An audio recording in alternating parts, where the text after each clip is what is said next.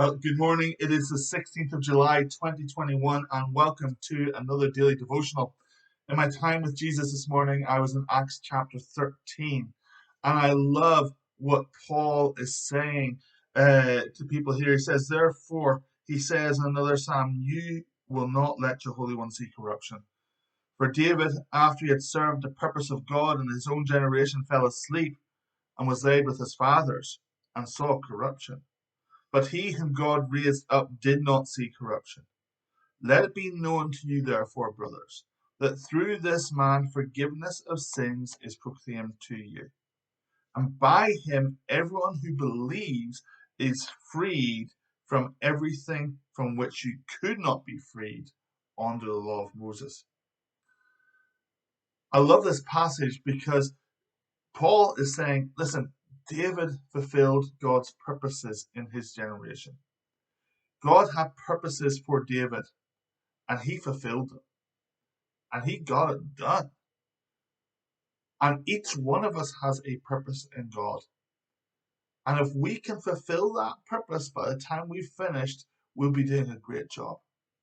But he says, on top of that, the thing is that David saw corruption. He died, his body went into the grave, and his body rotted. But Jesus, on the other hand, he didn't see corruption. He was raised from the dead, and not only was he raised from the dead, but he ascended bodily into heaven. And there he is glorified, and there he reigns forever and ever, seated at the right hand of God. And that's where we're heading, to be with him. And one day he's going to come back as well. And he says this, that in him there is forgiveness of sins through his sacrificial death, but also through his intercession for us at the right hand of God.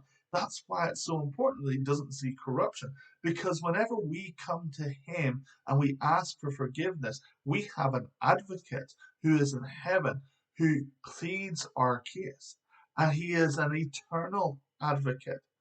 He doesn't pass away. He doesn't see corruption, but he goes on forever and ever, and he pleads our case. And he says, not guilty, because they've been washed in the blood of Jesus. Because through him and through faith in him, believing in him, we are able to be freed from everything that we could not be freed from under the law of Moses. So the law of Moses says, it says, do not steal, do not commit murder, do not commit adultery. And Jesus says, listen, you know what? These things are actually in the heart before they're manifested in the physical. And those are the things that Moses' law can't do. It can tell you not to steal, but it can't take away that desire to steal on the inside. It can tell you not to commit adultery, but it can't take away lust. But Jesus comes in, and through forgiveness, through the cross, and through him not seeing any corruption, and through his intercession for us at the right hand of the Father, he is pouring into us grace. And grace isn't just unmerited favor. Grace is divine enablement. It gives us the power to be able to do what he calls us to do.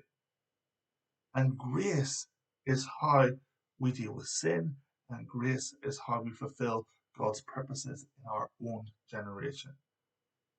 We trust in him because he has not seen corruption, because his death, his resurrection, his ascension, his glorification, his seated at the right hand of the Father, and one day he's coming back again. That's what guarantees our position before the Lord.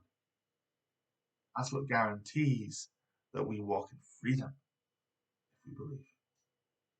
Have a great day.